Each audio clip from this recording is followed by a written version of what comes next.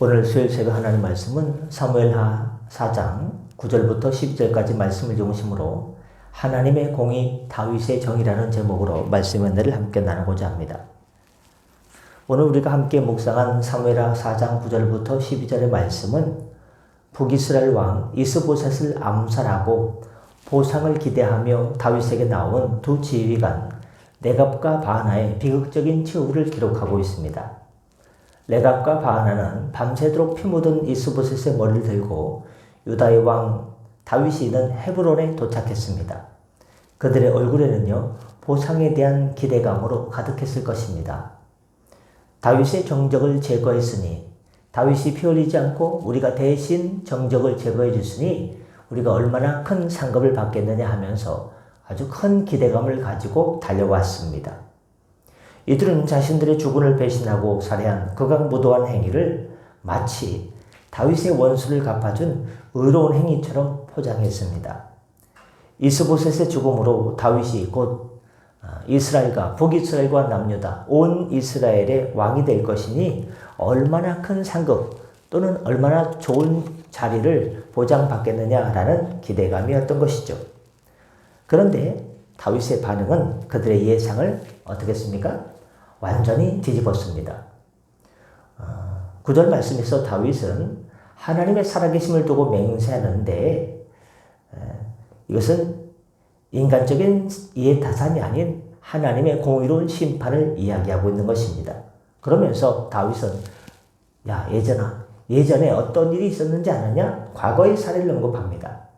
사울왕이 죽었다는 소식을 전하며 좋은 소식입니다 라고 전했던 아말렉 청년을 내가 죽였다. 알지 못하느냐? 사울은 비록 다윗의 원수였지만 하나님께서 기름 부은 왕이었기 때문에 그를 죽였다고 자랑하는 자에게 상급 대신 심판이 임했습니다. 다윗은 그러면서 과거의 예를 들면서 그 과거의 예를 알지 못하느냐 하면서 그들을 질책합니다. 자신들의 자리를 위해서, 상급을 위해서 이렇게 자신의 주군을 죽인 것은 큰 잘못이다라고 바하나 이 두 지휘관을 크게 질책합니다. 오늘 본문을 통해서 얻을 수 있는 교훈 첫 번째는 하나님의 심판대 앞에서 나의 어떤 일을 하게 될 동기를 점검해야 된다는 것입니다.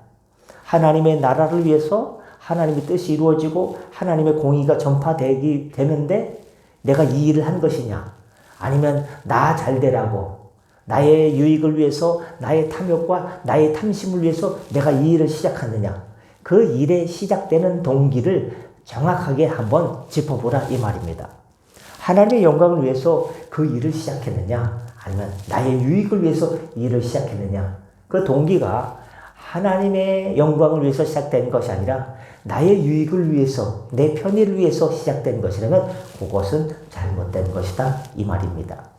겉으로 보기에 참으로 봉사, 헌신, 심지어 선한 결과일지라도 그것이 나의 이익과 명예와 자랑이 있다면 하나님 앞에서 잘못된 것으로 악행으로 간주될 수 있다 이 말입니다. 두 번째, 하나님의 공의는 인간의 편익을 초월합니다.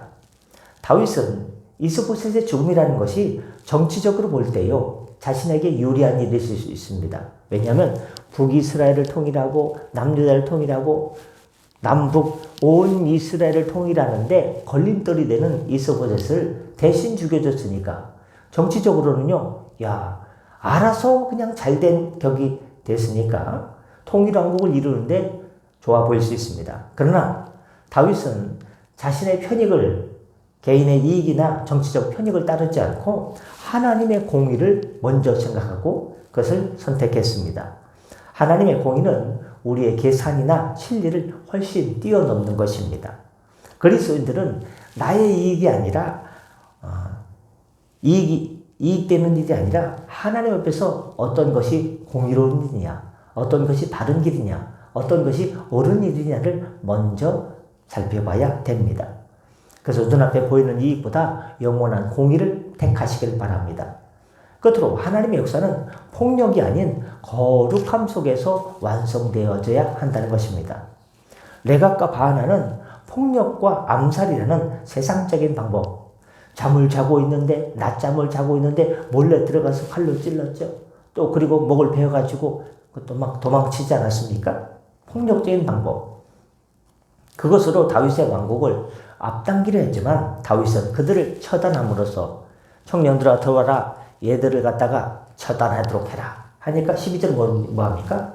청년들이 예 하면서 이 두 지휘관을 죽이고 수족을 베어서 헤브론 못가에 매달게 됐습니다.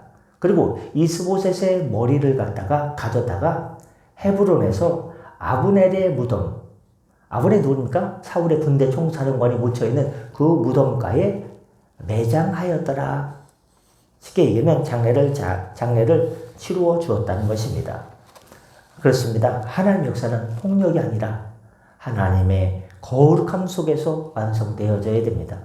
우리의 삶이 거룩한 산 제사가 되어서 거룩함으로 하나님께 드려지고 우리의 하나님의 그런 거룩함 속성이 우리의 말과 행동 속에서 어떤 사건 속에서 나타나서 그 거룩함 속에서 하나님의 나라가 이루어지기를 예수님의 이름으로 축복합니다. 기도하겠습니다.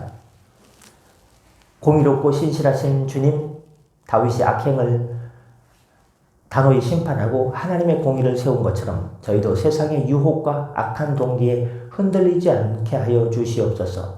폭력이 아니라 하나님의 거룩함으로 승리하는 삶을 살도록 성령께서 연약한 우리를 붙들으시고 조명하여 주시고 의의 길로 인도하여 주옵소서. 오늘 하루도 성령께 의탁합니다. 모든 것 하나님께서 은혜로 하나님의 거룩한 의로 안전으로 은혜로 은총으로 주의 은총으로 인도하여 주옵소서. 감사하며 축복하며 예수님의 이름으로 기도드립니다. 아멘. 다 같이 자유 기도하시고 편하게 들어가시겠습니다.